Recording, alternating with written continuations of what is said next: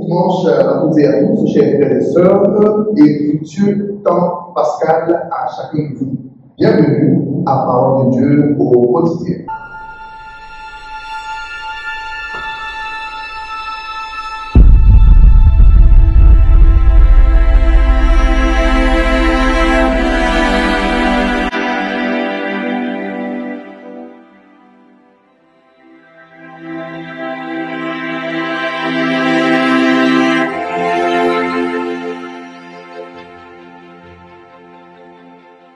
Nous avançons sur le chemin de la Pâque et je crois humblement qu'il est important de mesurer le chemin pour voir où la Pâque a commencé et surtout jusqu'où elle nous conduit. Quel est le début de la fête de Pâques et jusqu'à quand cette fête de Pâques se termine. Nous le savons, la Pâque commence le dimanche de la résurrection, le grand dimanche de la victoire de Christ sur la mort. C'est d'ailleurs ce dimanche de la résurrection qui donne sens à tous les autres dimanches de l'année.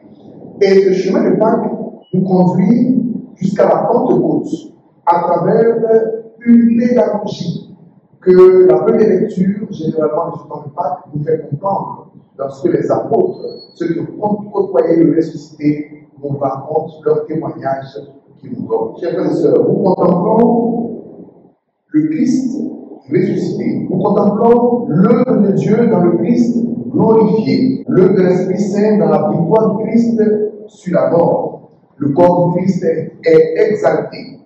Mais qu'en est-il de nous?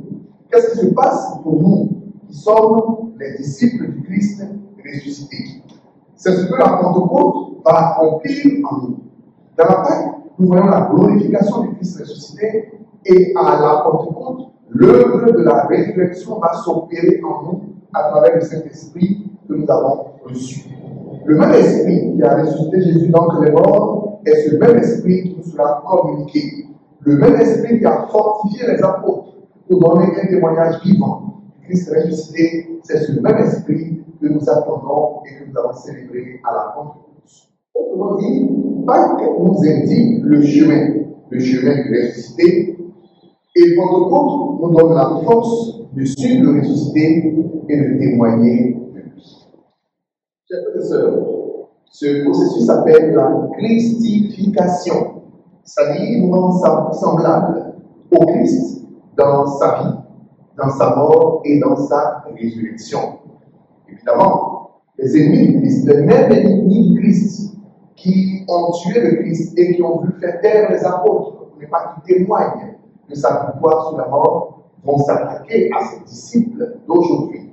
Les mêmes ennemis du Christ qui l'ont conduit à la mort vont conduire également à la mort et au silence beaucoup de ses disciples.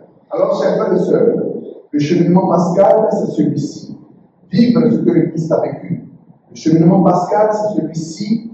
Nous lever et témoigner comme les apôtres ont témoigné de notre Seigneur. Notre témoignage en tant que disciples du Christ, en tant que personnes croyantes qui savent que le Christ est victorieux de la mort, que le Christ a triomphé de ses ennemis, notre témoignage doit être également courageux. Ne pas nous laisser intimider par les ennemis du Christ, ne pas nous laisser intimider par la peur, mais nous ranimer de la force du Saint-Esprit communiquée à la Pentecôte prochaine pour être des témoins vivants du ressuscité. En conclusion, témoigner du Christ vivant à jamais, tel doit être notre devise pascale. Je vais terminer en nous recommandant tous les cardinaux qui sont à Rome et qui se préparent pour le prochain conclave qui débutera le 7 mai prochain. Que le Saint-Esprit que nous attendons avec ferveur inonde leur cœur, éclaire leurs intelligences et leurs décisions. Que de ce conclave nous sorte le futur pape régaillardi et fortifié à la victoire de ressuscité pour témoigner de l'amour de Dieu, de sa justice dans notre monde d'aujourd'hui.